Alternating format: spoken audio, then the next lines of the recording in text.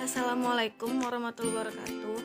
Hai teman-teman, perkenalkan nama saya Oktina Kurniasari, nomor pokok mahasiswa 19111100158, prodi PGMI kelas D. Kali ini kita akan belajar mengenai organ pernapasan manusia dan hewan. Manusia dan hewan termasuk makhluk hidup. Keduanya mempunyai kesamaan dalam kehidupan. Salah satunya adalah pernapasan. Selanjutnya, organ pernapasan manusia. Bernapas adalah salah satu ciri dari makhluk hidup. Kegiatan bernapas membedakan makhluk hidup dengan benda mati. Organ pernapasan manusia terdiri atas hidung, tenggorokan, dan paru-paru. Yang pertama, hidung.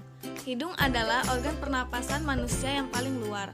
Hidung merupakan jalan masuknya oksigen dan keluarnya karbon dioksida.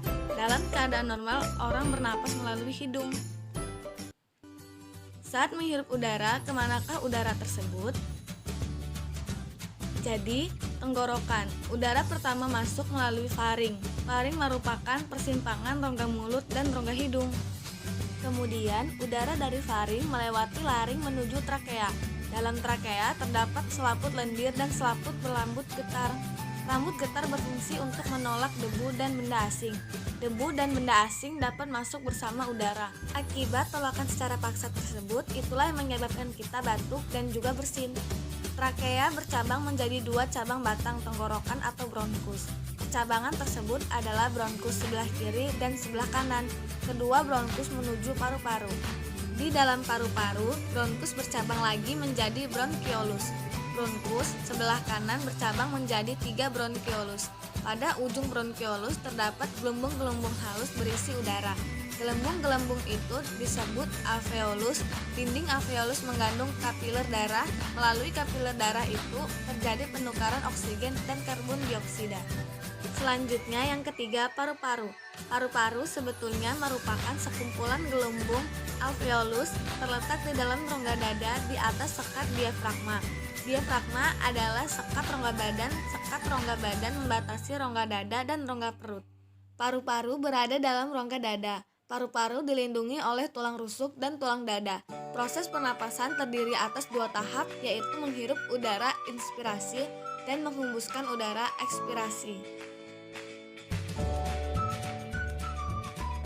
Proses pernapasan dibedakan menjadi 2, yaitu pernapasan dada dan pernapasan perut. Pernapasan dada akibat kontraksi otot antara tulang rusuk, sedangkan pernapasan perut akibat kontraksi diafragma.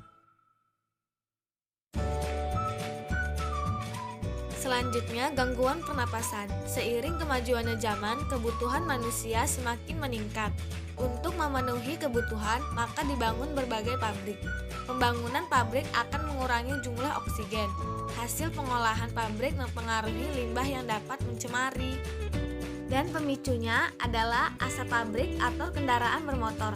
Gas CO atau karbon monoksida dihasilkan dari kendaraan bermotor. Bila terhirup akan menghalangi darah mengikat oksigen. Oksigen akan diedarkan ke seluruh tubuh. Akibatnya tubuh akan kekurangan oksigen untuk proses pembakaran. Akhirnya kita merasa sesak napas.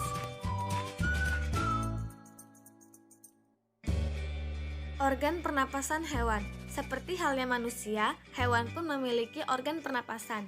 Organ pernapasan hewan lebih sederhana dibandingkan manusia. Yang pertama, pernapasan pada ikan. Ikan adalah hewan yang hidup di dalam air. Hewan air bernapas menggunakan insang. Insang ikan berjumlah 4 pasang. Letak insang adalah di samping kanan dan kiri kepala. Insang dilindungi oleh tutup insang. Selanjutnya, pernapasan pada cacing. Cacing bernapas menggunakan kulit. Pada permukaan kulit terdapat banyak pembuluh darah. Cacing dapat secara langsung menyerap oksigen dan mengeluarkan karbon dioksida. Keluar masuknya oksigen dan karbon dioksida melalui kulit, maka cacing sering kita jumpai pada tempat basah. Tempat basah atau lembab mempermudah pernapasan pada cacing.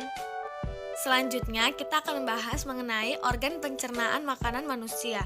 Proses pencernaan makanan, semua makhluk memerlukan makanan. Makanan berfungsi untuk tumbuh dan berkembang. Sari makanan dapat menghasilkan energi dan memperbaiki sel. Proses pencernaan makanan dibedakan menjadi 2, pencernaan secara mekanis dan kimiawi. Yang pertama, pencernaan makanan secara mekanis.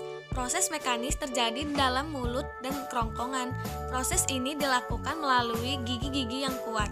Saat melewati kerongkongan, makanan diremas-remas oleh dinding kerongkongan.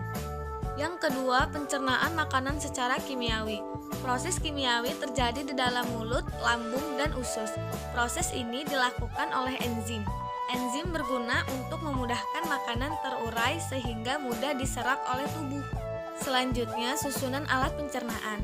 Proses pencernaan makanan didukung oleh susunan alat pencernaan. Susunan alat pencernaan makanan sebagai berikut: rongga mulut, kerongkongan, lambung, perut besar, usus 12 jari, usus halus, dan usus besar.